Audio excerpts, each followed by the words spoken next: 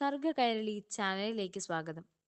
ഇന്ന് ഗണപതി എന്ന ബാലകഥയുടെ രണ്ടാം ഭാഗം കേൾക്കാം. രചന വിജയാശാന്തൻ കോമളപുരം. അവതരണം ഗായത്രി ജഗദീശൻ. അർദ്ധരാത്രി. എങ്ങും കൂരിരുട്ട്. റോഡുകളും നടപ്പാതകളും വിജനം. ഒരു കറുത്ത ജീപ്പ് റോഡിലൂടെ ഓടിക്കൊണ്ടിരുന്നു. അതിൽ ആജാനുബാഹുക്കളായ 4 പേരുണ്ടായിരുന്നു. 2 പേർക്ക് കഷണ്ടി തലയും കപ്പട മീശയും. അവരുടെ വട്ടക്കണ്ണുകൾ ചോരച്ചിരുന്നു.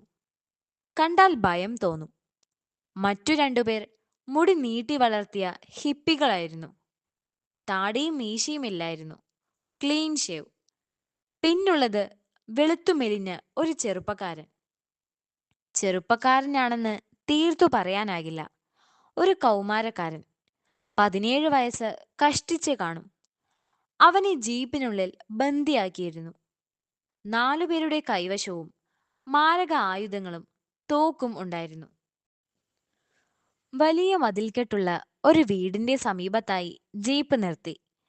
ഗേറ്റിന്റെ പൂട്ട് പുഷ്പം പോലെ അവർ തല്ലിപ്പൊളിച്ചു. ആയുധങ്ങളും തോക്കുമായി അകത്ത് കടന്നു. സിറ്റൗട്ടും പോർച്ചും എല്ലാമുള്ള ഒരു വലിയ ഇരുനില വീട്. വീടിന്റെ പൂട്ടും അനായാസം തുറന്ന് അകത്ത് കയറി.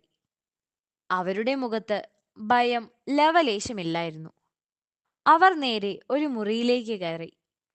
അവിടെ 2 അലമാരയും ഒരു മേശയും ഉണ്ടായിരുന്നു. മേശയോട് ചേർന്ന് വിലപിടിപ്പുള്ള ഒരു കസേരയും കിടന്നിരുന്നു. ഒരാൾ അതിലിരുന്നു. മേശവലിപ്പ് തുറന്ന് പരിശോധിച്ചു. മറ്റു 3 പേരും കൂടി അലമാര രണ്ടും തല്ലി പൊളിച്ചു തുറന്നു.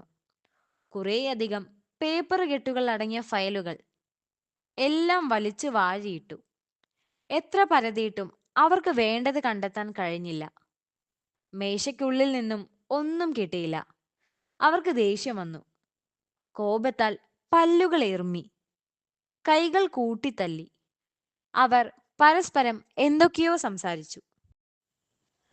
പെട്ടെന്ന് ലൈറ്റ് തെളിഞ്ഞു. മെയിൻ സ്വിച്ച് ഓഫാക്കിയിരുന്നല്ലോ. ഇതെങ്ങനെ സംഭവിച്ചു? അവർ കണ്ടു. ഒരാൾ അവരുടെ അടുത്തേക്ക് വരുന്നു. നിർഭയനായി. കഷണ്ടി കയറിയ തല.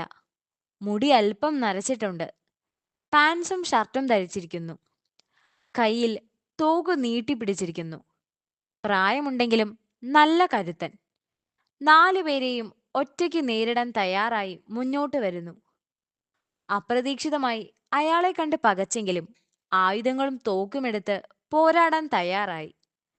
പെട്ടെന്നാണ് സംഭവിച്ചത്. കറണ്ട് പോയി. ഇരുട്ടത്ത് എന്താണ് സംഭവിച്ചത് എന്നറിയാൻ കഴിഞ്ഞില്ല. 10 നിമിഷം കടന്നുപോയി. കറണ്ട് വന്നു.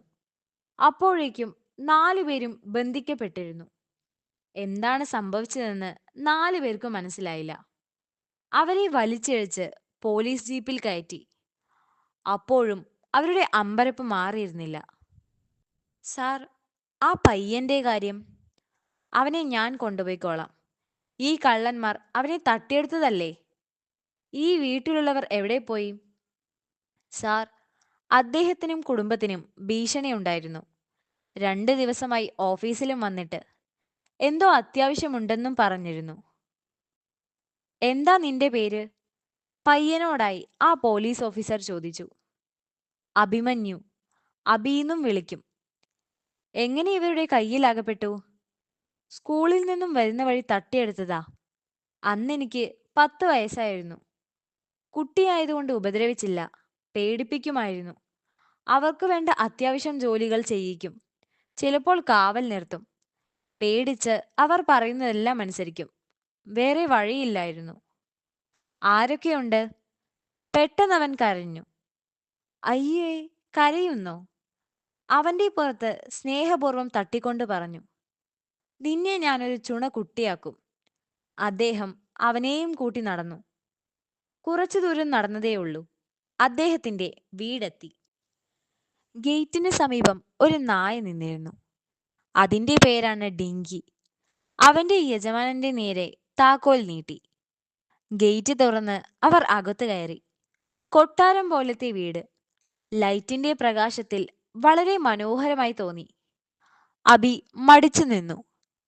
കയറി വരൂ. അദ്ദേഹം അബിയെ അകത്തേക്ക് ക്ഷണിച്ചു. ഗേറ്റിൽ വച്ചിരിക്കുന്ന ബോർഡിലേക്ക് അവൻ തിരിഞ്ഞു നോക്കി. Raghavan Kallelippuram, retired SP. അയാൾ അവനെയും കൂട്ടി അകത്തേക്ക് പോയി. ഇവിടെ ഞാനും ഭാര്യയും മാത്രമേ ഉള്ളൂ. അവന് കിടക്കാൻ ഒരു മുറി കൊടുത്തു. വിശപ്പുണ്ടാകും, എന്തെങ്കിലും കഴിക്കാൻ തരട്ടെ? വേണ്ട, വിശപ്പില്ല. എങ്കിൽ കിടന്നു, രാവിലെ കാണാം. കിടന്നിട്ട് അവന് ഉറക്കം വന്നില്ല. ഇത്രയും വലിയ വീട്ടിൽ ഒരച്ഛനും അമ്മയും മാത്രം. മക്കളില്ലേ? ചിലപ്പോൾ ദൂരെയായിരിക്കും. അവൻ തിരിഞ്ഞും മറിഞ്ഞും കിടന്നു.